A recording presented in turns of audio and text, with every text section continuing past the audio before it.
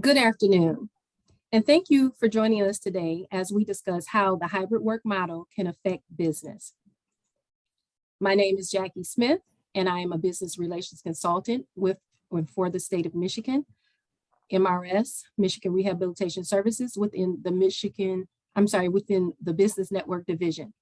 I am one of the facilitators for today's presentation, and joining me is my co-facilitator, Craig, who will introduce himself. Good afternoon. I am Craig Saunders, also a business relations consultant. I cover Prosperity Regions 2 and 3, which is 21 counties way up here at the tip of northern Michigan below the bridge. And we're excited to have everybody here today to learn more about hybrid work and have our guests give us some input and feedback on how it affects business. Give it back to Jackie. Thank you. So before we begin, I would like to address a few housekeeping rules as we move forward. Our audience will be able to ask questions throughout this presentation by using the Zoom question and answer feature. This feature will be monitored by our colleagues, Lisa Stanley and Amy Hayes. Thank you, Lisa and Amy. Time has been reserved at the end of this presentation for our guests to answer additional questions that they might have. Additionally, closed captioning is available by selecting the CC closed caption button and then show subtitle. If you are having issues with Zoom directly, please contact their technical assistance center for help. Tyler Gross will be providing the tech support for our presentation. Thank you, Tyler. The purpose and objectives for today will include defining and discussing the hybrid work model. We will learn about workers' comp and the Equal Employment Opportunity Commission, also known as the EEOC, their views regarding the hybrid work environment.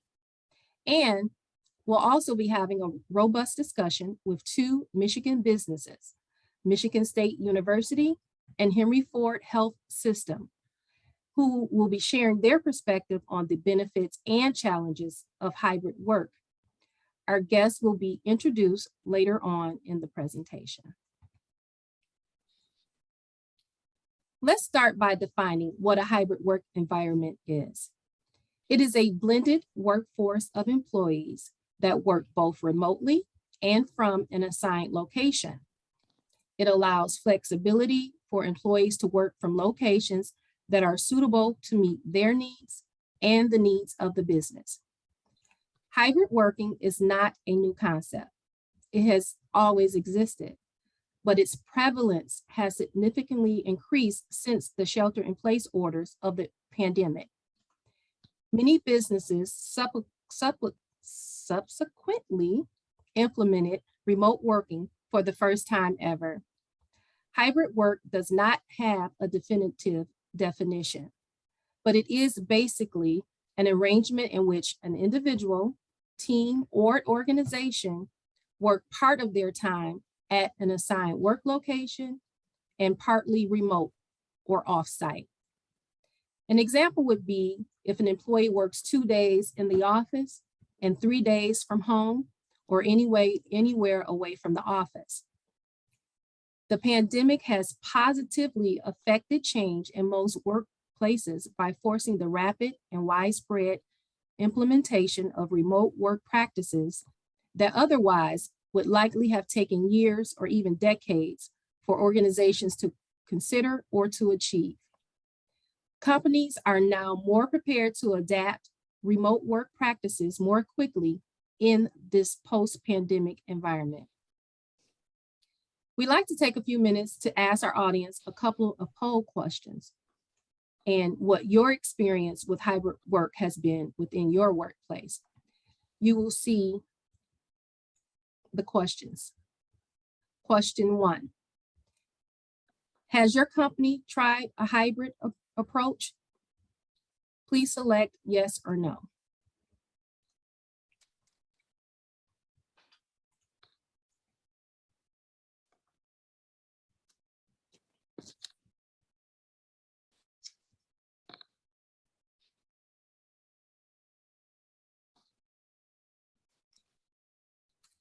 Wow. 100% of our participants are in a remote or hybrid work mode. Next question. If you answered yes, which we all did, how satisfied is your company with the hybrid approach? Very satisfied, satisfied, neutral, or not satisfied?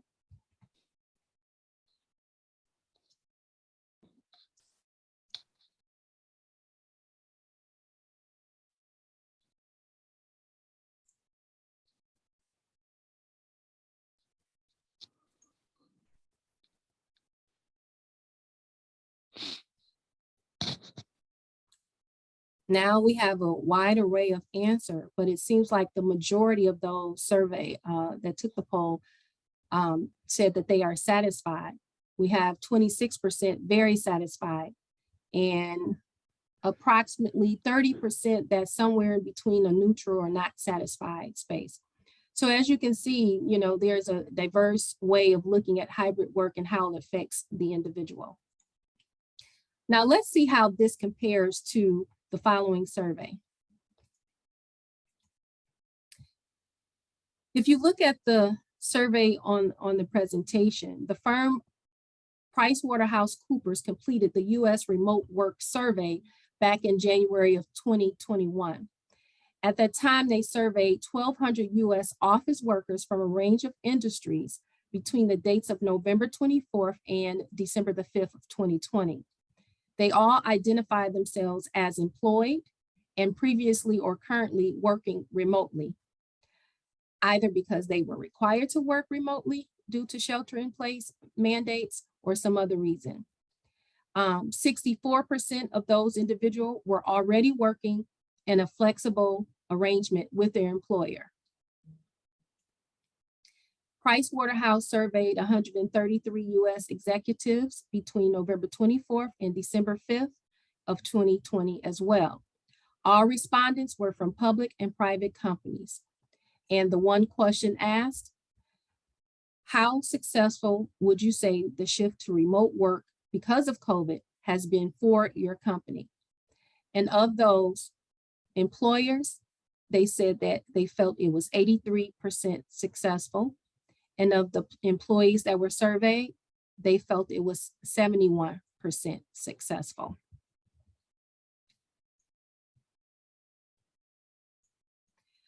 Now I would like to introduce two of our speakers.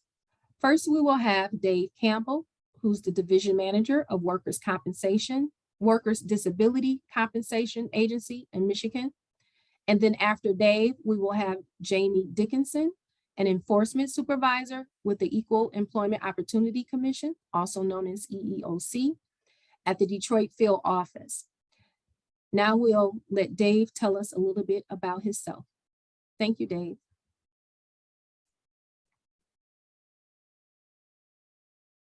Sorry. Thank you, Jackie. Hello, everyone. Yeah, again, I am with the Workers' Disability Compensation Agency, and we enforce the workers' comp statute for the state. We don't manage claims.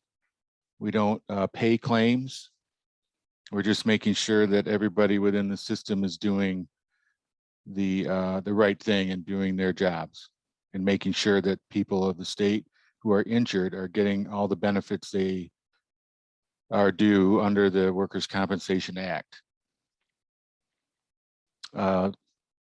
So I'm a vocational counselor by trade, and I just have a division that I'm overseeing within the agency that handles a lot of the mediation hearings and contested cases of for situations that aren't going well for claimants, and they can request hearings with us. Next, please. Michigan's Workers' Disability Compensation Act was first enacted in 1912 and ensures appropriate medical care and wage replacement for workers who suffer an occupationally caused disability, while also providing liability protection for employers. The mission of the agency is to efficiently administer the act and provide prompt, courteous, and impartial service to all customers. Next. So who needs workers' compensation coverage? All private employers regularly employing one or more employees 35 hours or more per week for 13 weeks or longer during the last year. And all private employers regularly employing 3 or more employees, including part-time at any given time. Agricultural employers, if they employ 3 or more employees 35 hours or more per week for 13 or more consecutive weeks. Householders employing domestic servants if they employ anyone 35 hours or more per week for 13 weeks or longer during the preceding year. And all public employers. Next. Okay, what benefits do you get automatically with a workers' compensation claim? One of the most important is medical care. The employer can direct medical care for the first 28 days from the inception of medical care. All medical care must be reasonable, necessary, and related to the work injury. In other words, the injury has to arise out of and in the course of employment for medical care to be covered under workers' comp. Next, please. Other benefits, wage loss, which is a basic benefit rate of 80% of the after-tax average weekly wage, subject to a maximum of 90% of the state average weekly wage. Under the law, disability means a limitation of an employee's wage earning capacity in work suitable to his or her qualifications and training, resulting from a personal injury or work-related disease. Wage earning capacity means the wages the employee earns or is capable of earning at a job reasonably available to that employee, whether or not wages are actually earned. So this is a lot of wording, but basically the benefit rate, when people call and they wonder how much they're going to get, essentially you could take your gross pay for a week and boil that down to just over 60% of that is what you would be paid after there's a whole process and calculation program that goes into determining what that 80% after tax rate is. But again, for a real quick summary to someone, it's right around 60 to 61% of their gross pay per week, which is not a lot. So when people say, oh, they just want to be on workers' comp, I guarantee you they don't, because that's hard to live on, especially with a family. Next slide, please. The next benefit, one of the benefits, is vocational rehabilitation. So if the employee is unable to perform the work for which he or she has previous training or experience, they may be able to get vocational rehabilitation, which is a benefit. Basically, all of these benefits are paid for by the insurance company, the workers' comp insurance company. The burial expense, which hopefully no one ever has to use, but that's there to help the family, is maxed at $6,000 or the actual cost, whichever is less. The right to recovery of benefits as provided in this act shall be the employee's exclusive remedy, which is straight out of the Workers' Comp Act. So essentially what that means is there is no pain and suffering. You cannot sue the employer. This is the bargain that was made between the employee and the employer back in the beginning in 1912, so that the only you didn't have to sue the employer to get benefits. Next slide, please. Workers' compensation and hybrid work from home. Honestly, we have not seen many of these claims as of yet. However, if there was a claim made, the same process, an investigative process would happen as it does with any other claim. So the insurance company would look at whether the injury did arise out of and in the course of employment. The carrier is going to investigate the details to determine if the injury falls within this guideline. And again, we have not received any known cases of injuries or gotten calls about them, which we normally would if there was a question. I wish that was more exciting, but we don't have, I don't wish for people to be injured at home, but we haven't received a lot at this point. It is early on in this process as people are just starting to get back to work. Next slide, please. Okay, so here's a case study that one of our mediators had. This person was working from home, was taking out the garbage in the winter, slipped and fell, had an injury. She felt it should be a workers' comp claim. That was denied.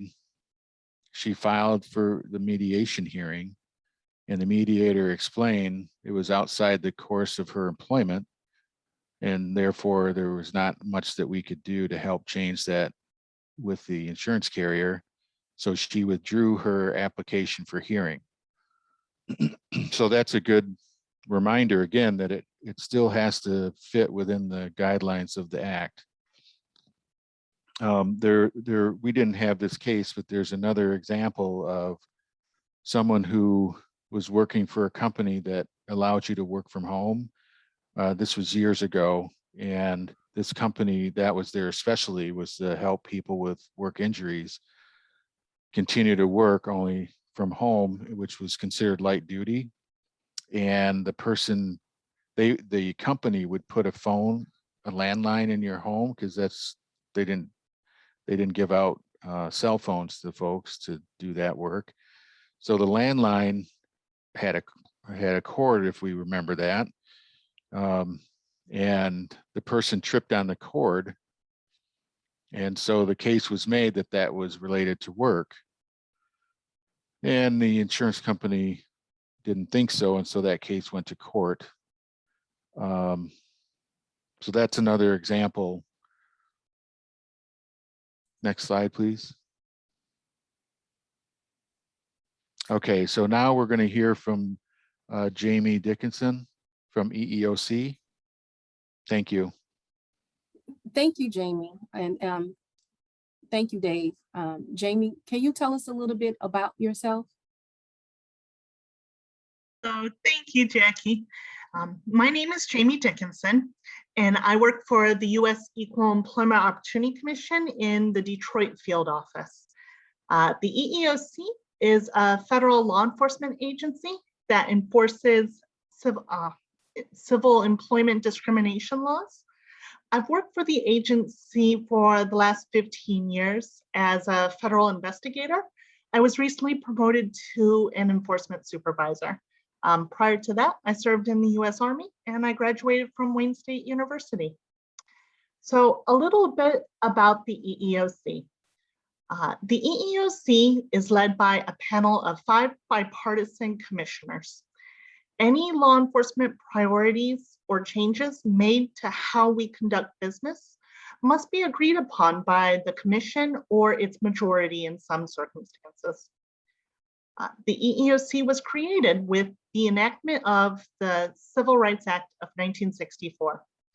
Our agency and the Detroit field office conducts not only investigations, but we also help facilitate early resolutions with our alternative dispute resolution or mediation department.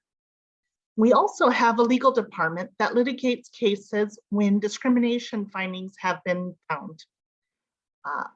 The EEOC has a work share agreement with our sister agency, the Michigan Department of Civil Rights, as well as various tribal civil rights agencies. This means we work closely together when investigating complaints. We also frequently partner with other federal agencies when conducting investigations, such as the Department of Justice, Department of Labor, and Department of Education, to name a couple. The jurisdictional laws we enforce are with regards to employment discrimination allegations made by an employee or an applicant. And this is primarily due to an individual's race, color, national origin, religion, sex. Sex has several subsets, including pregnancy, sexual harassment, sexual orientation, gender identity, as well as caregiver status. And moving on, we also investigate discrimination based on age, disability, genetic information, and retaliation discrimination. The EEOC typically has jurisdiction over private and state local government employers that have 15 or more employees, except when the Equal Pay Act is involved. In that regards, we only need one employee to have jurisdiction. Our sister agency, the Michigan Department of Civil Rights, has jurisdiction over any sized company. But be aware that although we do enforce similar laws, the Michigan Department of Civil Rights has some unique state laws that there are no federal comparable laws for. And those include marital status discrimination, weight discrimination, and veteran status discrimination. So the EEOC enforces Title I of the Americans with Disabilities Act of 1990. This law covers all employees and applicants who have a disability or medical condition that is not minor or transitory. Such minor and transitory conditions can be temporary conditions like a broken limb or a hernia. Those are not covered typically under the ADA. The law also has other coverage that is important to keep in mind, but not really relevant to today's topic, such as regarded as disabled concerns or employment harm due to the relationship or association with a person with a disability. Moving on to the topic at hand, hybrid work environment. The EEOC typically sees this under the lens of the Americans with Disabilities Act of 1990. The ADA requires employees to provide reasonable accommodations to employees with disabilities so that they can do one of two things, so that they can perform the essential functions of their job or to enjoy the same benefits and privileges equal to those enjoyed by their similarly situated coworkers and applicants without disabilities. Hybrid work schedule can be one such reasonable accommodation. So some reasonable accommodation considerations. Let's see, most likely accommodation requests businesses may see are when implementing the hybrid work schedule is 2 sets of equipment for home, or maybe to work and continue to work remotely. Another thing to keep in mind are essential functions. These may have shifted during the pandemic, especially if employees were 100% remote. Businesses are required by law to provide reasonable accommodations for the essential functions of a position. However, just because an essential function was temporarily suspended because of the pandemic, this does not mean that it must be eliminated when the business transitions to a hybrid work schedule. An example of this is in my own office. Our doors are currently closed to the public, but that will be changing here pretty shortly. There is a case law out there called Hostletter versus College of Worcester. Currently, it's in the Court of Appeals for the Sixth Circuit. The decision notes that full-time presence at work is not an essential function of the job simply because an employer says that it is. More information and evidence are required to show that full-time presence is consistent with business necessity. An example of this may be a call center where individuals can work from home. So another thing to keep in mind is undue hardship. To prove an undue hardship, you must show that it poses a significant burden or expense on the employer. This is going to be different for each business in each case. Generally, the rule of thumb is that the larger an employer is, the more that the employer is required to do under the law. An example is an employee that needs an ergonomic chair due to a back impairment, and perhaps they took their work chair home while the company was 100% remote. An accommodation could be that the employer purchases another chair for the employee. It's unlikely this would pose a significant expense and therefore be an undue hardship. If the business can prove that it is an undue hardship, they would then need to consider other possible options. Now, one thing to keep in mind, other employees' morale and/or jealousy is not an affirmative defense to deny a reasonable accommodation under the Americans with Disabilities Act. Another point to remember is direct threat. A business is not required to approve a reasonable accommodation that puts the employee or other employees at risk. An example is an employee is not vaccinated, and this is not due to perhaps a disability-related condition or another accommodation, and requests a reasonable accommodation not to wear a mask due to their disability. The business is not required to grant this accommodation because there is a high probability that the employee could catch or transmit COVID-19 to other employees. Asking about vaccination status for returning back to work, an employer must keep in mind that they need to ask this of all employees and not just those that are requesting a reasonable accommodation. And then finally, another concern would be engaging in the interactive process. This is absolutely the key to a successful, reasonable accommodation employee-employer relationship, and to be in compliance with the Americans with Disabilities Act. A business can request limited medical documentation to support an employee's reasonable accommodation request. But it's generally advised to talk with your employee, discuss alternative options. Maybe the employee already has accessibility equipment at home that they can utilize. That is your best resource when trying to discuss a possible reasonable accommodation that will be effective for both your employee and the company.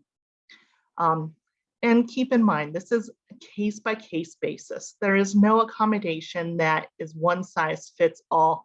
Even if you have employees with similar disabilities, it is still a case-by-case basis. The last resort is if you have an employee that is unable to perform the essential functions of their job, you can consider transferring them to a new position.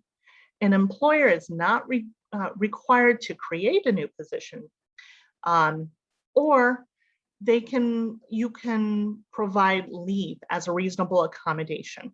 But this leave does not need to be indefinite, and an employee should have an approximate return to work timeline. Evaluate. An accommodation is not set in stone. Employers have a right, just as an employee does, to reevaluate if an accommodation has become an undue business hardship or is ineffective. Also, also evaluate if the accommodation is effective. An employee's need for reasonable accommodation may shift as the world reopens. An example is lack of access to transportation that can accommodate a wheelchair. More buses are running, shuttle servers are reopening. Alternatively, just because an employee requests an accommodation once doesn't preclude them from making other accommodation requests in the future. Retaliation pitfall concerns. Rewarding in-office employees with promotions or benefits, this is not like cake in a break room or, insignificant things of that nature. But promotions and benefits for in-office employees could be seen as retaliation to an employee who needs a hybrid work schedule or remote work due to their disability. Again, consider the essential functions of that promotion. There is currently a case in court, the EEOC versus ISS Facility Services, Inc. This has been currently filed in the U.S. District Court. And it is the first lawsuit filed by the EEOC regarding reasonable accommodation requests during the COVID-19 pandemic. It's a very interesting case. It's regarding a hybrid work schedule that was actually the accommodation request by the claimant. She requested to continue working remotely 2 days a week due to a pulmonary disability after her company returned to in-office work. She also requested to take frequent breaks in conjunction with her disability. Her request was denied, and the company had allowed others in her position to continue teleworking. Shortly after she made this request, she was terminated. This EEOC found this discriminatory and has moved forward to litigate this case in court, and it's currently running. So we'll see what the end result is here in the near future. And that's my bit. All right, thank you very much, Jamie. I want to thank both Dave and Jamie for coming today and sharing their information and how hybrid work is impacted by both of your programs. We're going to move on to our next portion of today's presentation. We've invited a couple of our business partners to come today to be interviewed and to talk a little bit about how hybrid work has impacted their work. So I want to welcome Tina Alonso from Michigan State University and Lisa Carlisle from Henry Ford Health System. And I'm going to let them introduce themselves a little more thoroughly. So go ahead. We'll start with Lisa. Go ahead and introduce yourself, please. Of course. Hi, good afternoon, everyone. My name is Lisa Carlisle. I am the manager of integrated disability management at Henry Ford Health System. I've been here for 12 years, and my main scope at the health system is anything disability absence management related. Thank you. Tina, go ahead and introduce yourself. Yes, good afternoon, everyone. I'm Tina Alonso. I currently serve as the Diversity, Equity, and Inclusion Administrator for the Office of the Executive Vice President of Administration at Michigan State University. And I really lead the strategic planning, development, and implementation of the overarching DEI, so the Diversity, Equity, and Inclusion Agenda, our initiatives, and the strategic plan for the office and the 5 reporting units up under that. Great, thank you both. And thank you again for being here today. We had reached out to some of our partners looking for business partners in Michigan that were using hybrid work models. And these two stepped up to volunteer to come meet with us today. So I'm going to ask them a few questions and get some responses. And we'll start with Tina. Tell us a little bit about the hybrid options look like at MSU. So hybrid options and what we like to call telecommuting is really based upon the work or the type of work that's being performed by our staff, and then also overall performance. There are some employees who work full-time in person on campus, and then there are some employees who are working remotely or telecommuting up to 2 days per week. If there is a need to work more than 2 days remotely per week, it does require executive leadership approval for some units. But then again, some of the business areas have requirements of only 1 day per week. It just really depends on the operational need. Telecommuting is also offered as a reasonable accommodation when applicable. And as mentioned earlier by Jamie, no one size fits all. So this also includes full-time remote opportunities as well for reasonable accommodations. Okay, thank you. Lisa, go ahead and share what the hybrid option looks like at Henry Ford Health System. Absolutely. At Henry Ford, the look of hybrid varies, of course, depending on the nature of the position, similar to what Tina had mentioned. So some of our employees can flex based on the role they play, while others can't flex. They have to be, 100% here because we are a healthcare system. So the hybrid option may not be available to them. In our remote hybrid options the intention was to promote more flexibility for the employees. However, we also know that we have to maintain the operations of the health system. So that being said, as a system, we have started reviewing some of those areas that you would not think could go hybrid or remote.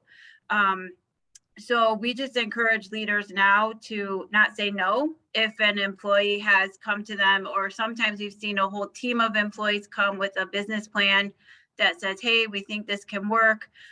Or especially on the accommodation front, like Jamie and Tina had both said, like we definitely are open to have those interactive discussions, even for positions that on the surface don't look as if they can go hybrid or remote.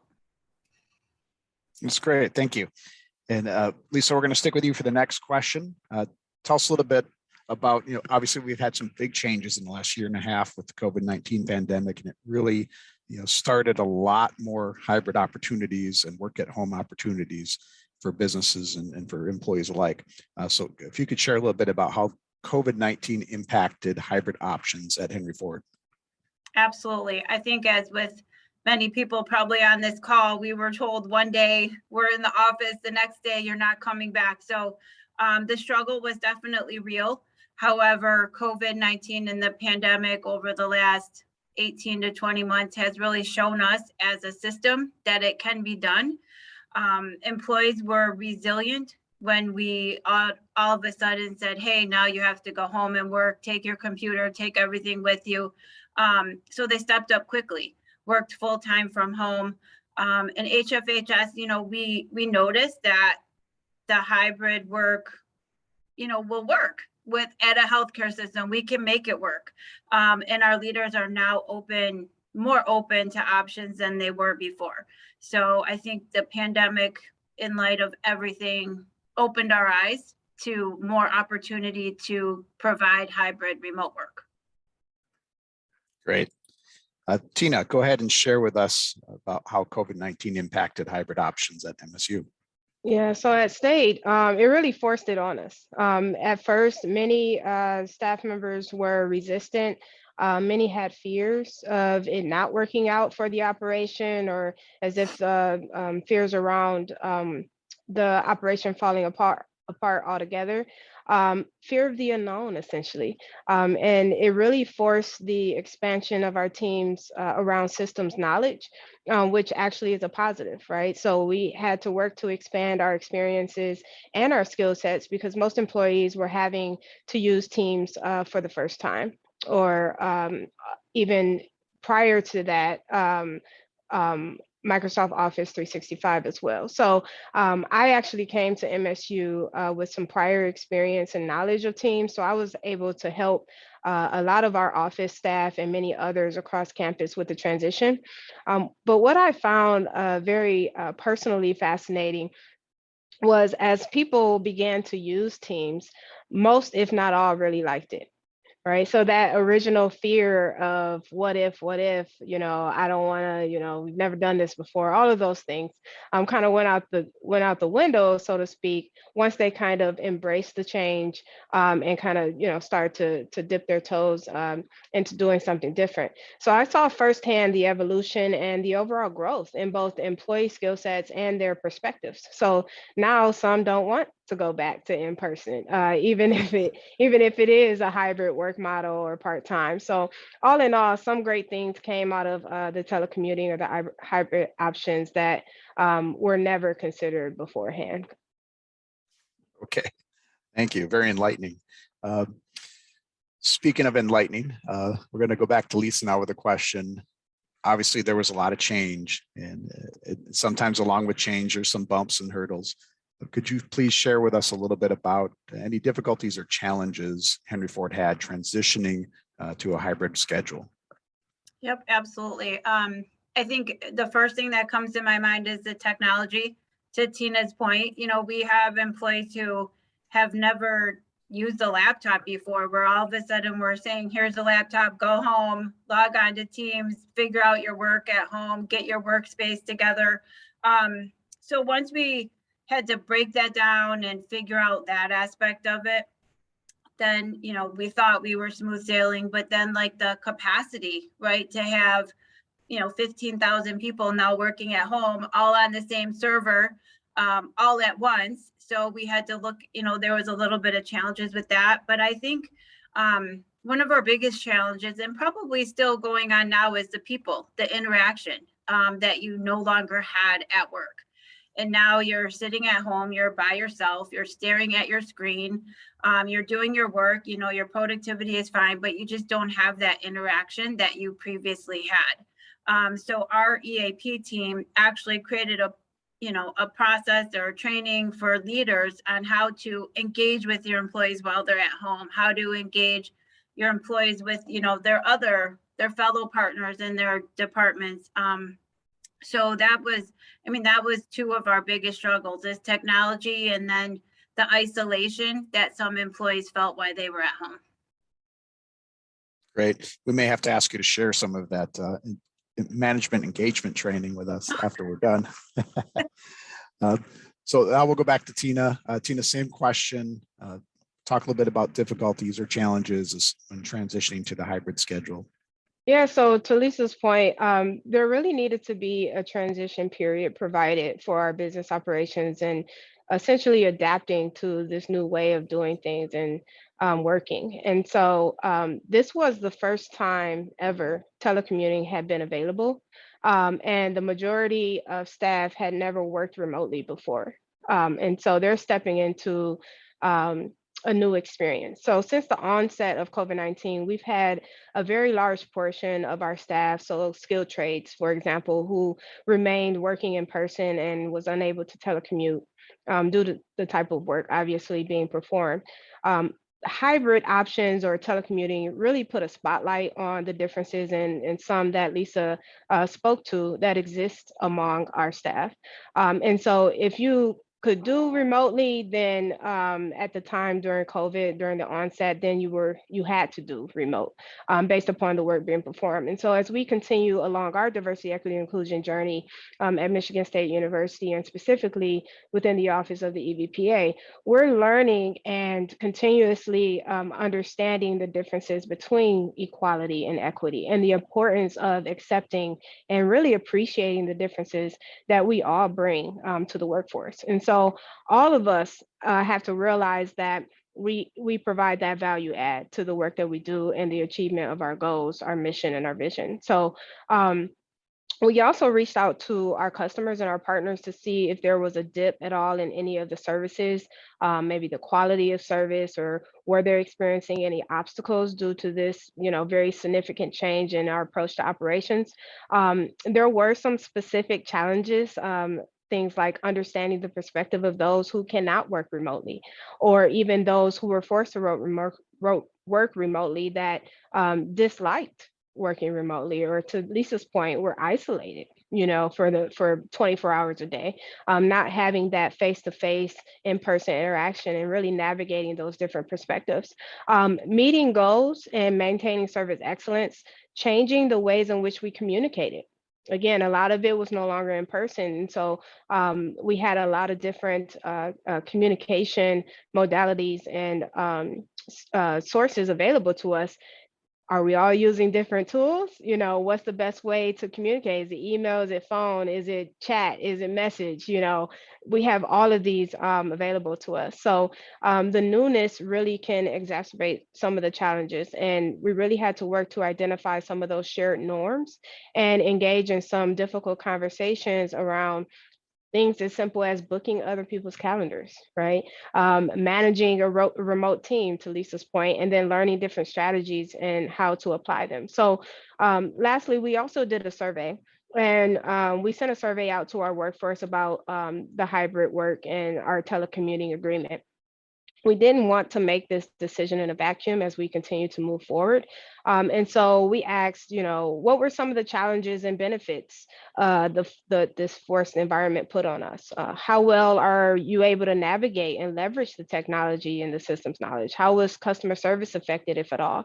And so survey results really shared with us that many missed, as expected, many missed in-person interaction. Many were struggling with implementing some of the boundaries necessary when working a hybrid or full remote work schedule. There was a desire to always check in and respond whenever you heard that ding, right? It didn't matter the time of day, whether it was outside of your work schedule or not. And then again, some reported having no challenges at all. So we really want to make sure people are being responsive, regardless of how they're working or where they're working. And then again, many were used to catching some people in the hallway or just popping in. So they had to navigate that pathway as well. All right, thank you. So now we've talked a little bit about challenges. Let's come back to the positive side a little bit and talk a little bit about some advantages we've seen. And Lisa, we'll start with you. Share a little bit of the advantages you've seen with using the hybrid schedule with Henry Ford and your employees. Absolutely. I think one of the main advantages is flexibility. It allows our employees, once again, especially our exempt employees who have a little bit more flexibility with their schedules, to be able to possibly run to that doctor's appointment, if they needed to during the day, pick up your kid from school. The pandemic has definitely opened our eyes to, we need to adjust quickly. So the flexibility that the hybrid remote option gives to our employees is huge. We've also seen it, we've had so many employees say that they've been saving money because they're at home, saving time and money, because even if they do work 8 to 4:30, then they're at home at 4:30. Like they eliminate that commute time, and they eliminate time like from, gas. And I think most of our employees would stay remote hybrid forever because they do like it. And I think another advantage is, to Tina's point, like we were all thrown into the technology aspect. So even though we see each other every day, we didn't see, sometimes we would see a dog running through, or we would see family members, walking by. So we really got to know more. We got to learn more about our employees that we may not have known and seen in the office, because it was all new to us. So I'll be the first to admit, I have a teenager who I don't know how many times walked behind me, and at some point everyone was saying hi Spencer, because they get to know you, they get to know your family. So I think that was a big advantage. And finally, I think the last one was childcare. If our employees were able to work from home and they had school-age children who could do their remote work from home, or even not, now most kids are back in school, but childcare was a huge issue for us as a healthcare system. So the ability for our employees to be able to navigate working from home and being there from a child perspective, that's definitely an advantage that we've heard from our employees. Some great advantages. Thank you very much. And Tina, will bring that question over to you to share some of the advantages you've seen with hybrid schedules with MSU. Yeah, so some additional benefits to what Lisa shared for us was that there seemed to be an increased and shared increased production and productivity. There was more work-life integration, less interruptions, better time management. Before, there was a lot of time on campus spent traveling across campus for meetings, right? Online provided us a different avenue to be more efficient and effective as far as time management is concerned. And then also too, employees really started to feel an increased sense of support, flexibility, especially as we continue to work through this time of the pandemic. Parking difficulties went down. I don't know if any of you have remember your undergrad or graduate years or working in higher ed at all or visiting campuses, but parking sometimes can be a challenge and costs went down there. But also too, being able to concentrate. There were a lot of staffs who felt like there was reduced interruptions, so they were able to focus more, less mental stress. So that well-being piece and having the space and opportunity as well to really focus. And then also customers, service excellence is very important for us. And so our customers and partners reported that their needs were being met as well. So those are some additional benefits to some of the ones Lisa mentioned. Great benefits to both your employees and to your business. So next question, Tina, we'll stick with you on this one. Do you foresee any changes in the future regarding your hybrid schedules at MSU? We really have to keep equity, really prioritize equity and diversity in the work that we do every single day in our DNA, right? And I think the pandemic really helped companies, organizations, individuals, teams, leaders better understand that being an imperative. And so when we think about the future, that's not going to change, right? So how can we continue to be better, to do better, to contribute to the positive direction in which we're moving toward, and really looking at the overall culture and climate. And so from the time we're born all the way till now, right, a lot of us haven't necessarily had to interact with differences, and differences can be a vast array of things, right? But what the pandemic did for many individuals is expand individuals' understanding around the dynamics and circumstances and situations that the very person that they've been working next to for decades is experiencing, and how can they better build relationship? How can they, be the one to help, be a bridge across those differences and to make the employee experience better? So, I think that that's definitely something that I wouldn't necessarily call a change, because that's something that many organizations and MSU specifically, we're on this journey, and we're going to continue to take step by step forward. Great, thank you. Lisa, same question for you, please. Just anything you foresee in the future changing with hybrid schedules at Henry Ford? I don't think I foresee anything specific changing in the future, but Henry Ford is always looking for opportunities to grow.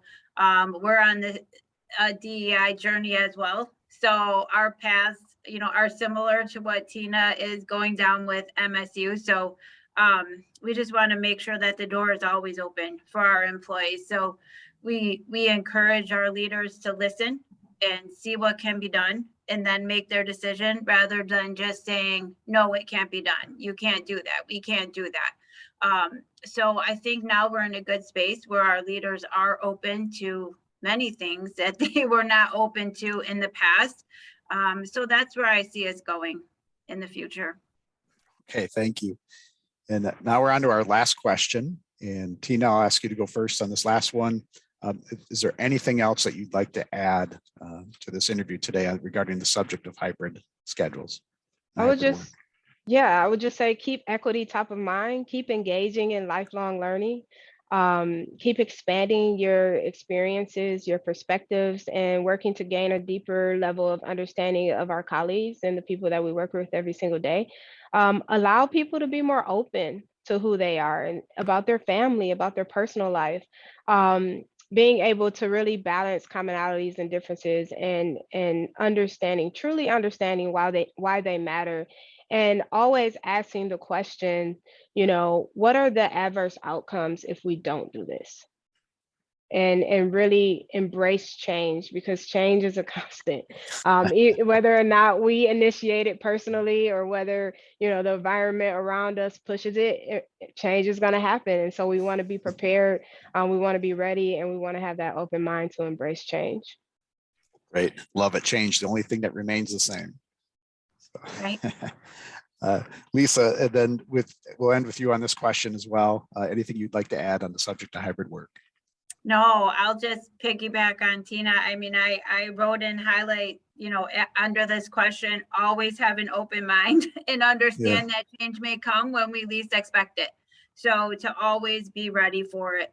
And then, our goal is, whether you have requested an ADA accommodation or you're simply just requesting to work remote, is to keep our employees safe, whether they're working here or working at home, and just make sure that they know that it's okay to say that things aren't going well at home, and that we want to make sure that they have the opportunity to come back to work and work in the office if they want. So that's something that, we're stressing to leaders. If your employees are working 100% remote, but they don't want to, let's make sure they have the opportunity to come back into a space somewhere if that's what they want, to make them feel safe. And in the healthcare system, happy employees translate into better patient care, better advocacy for our patients. So that's definitely our top priority. Great. Thank you very much. And I want to thank both Tina and Lisa for joining us today. We appreciate your feedback and sharing it with our partners, business partners throughout the state of Michigan. And thank you again. Welcome. Thank you For having me. I'll just pull up a couple more slides, just sort of quickly end with a couple slides that talk a little bit about who we are here at the Business Network Division. We are part of Michigan Rehabilitation Services, and Michigan Rehabilitation Services is part of the Michigan Department of Labor and Economic Opportunity. We do have consultants like myself and like Jackie and Lisa, who's covering our moderating our Q&A today, that cover different parts of the state by prosperity region. So you can see the map on the right. Like I said, I covered 2 and 3 at the top. I dabble a little bit in number 1 too, but so that allows for easy access and a lot of communication with our team to be able to share resources and services across the state. Our agency consists of, or our division consists of, licensed, nationally certified rehab counselors, as well as licensed occupational therapists and occupational safety advisors. We have certified business solutions professionals, which is myself and my team. And then, of course, we have our relationship with our sister agency, the Bureau of Services for Blind Persons. We have access to vision rehabilitation therapists who can come in and assist with services with our business partners as well. Next slide, please. This list here, we call it the next steps with MRS. We're here as a resource for our business partners. We're here to help you to solve your problems and to help develop ways to increase your staff and to maintain your staff. And this list here of services is just a small list. There's many things that we can help with. This is just a common list of things we do. And as you see the first few on here, they kind of similar to services you may need for someone who's looking at hybrid work as an option with your business. This includes, ergonomic evaluations, maybe some help with updating or writing some job descriptions, which contain a lot more detail on the physical requirements and the other types of requirements needed for the job. We've also provided a lot of assistance with helping to make a more inclusive interview process. So we can work with you to help you with that process, from helping with your questions to helping with your process and developing a reasonable accommodation process for not only interviews, but for anybody who may be working for you. A lot of the work we do with our business partners when we first start meeting them is providing disability awareness training, not only to like your hiring managers, but also to your frontline staff and other employees within your business. Helps bring awareness about the subject of disability, and it's a good starting point when we start moving into the last two on the list, which includes talent recruitment and retention services, helping you find qualified talent. We have access throughout the state to partners and to counselors that work in our agency that can help provide candidates, qualified candidates.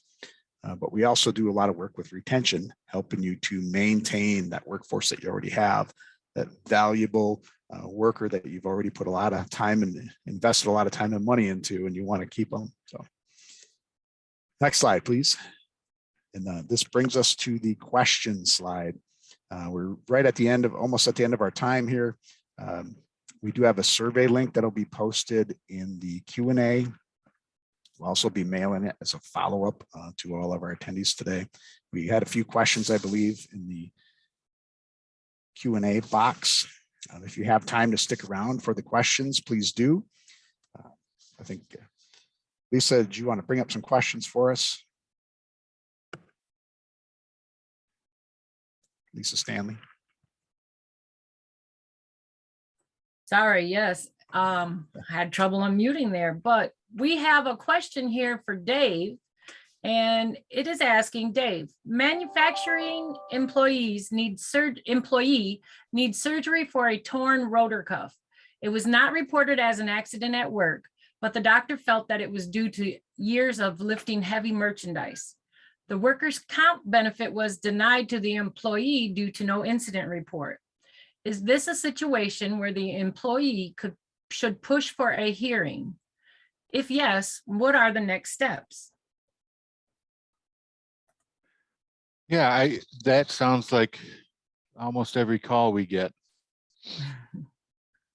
So I'm trying to, is my video on now? Oh, there I Yes, am. we can see Okay. you. Okay. I just wanted to read the question again. Yeah, so basically what they would want to do is contact us or me directly is fine. And we can get them a report of injury form. Between that and applying for a hearing, we at least want and maybe they've already received a notice of dispute. So if that were the case, then we would go right to I'd want them to go right to a hearing form. And try that to change the position on it. I don't know if that's helpful. The question went away. Yes, it seems like that covers it. Just connect with you and your contact information will be here and it's available. Yeah, they can either call or they can email. Thanks, Dave. You're welcome. We have one now for Lisa.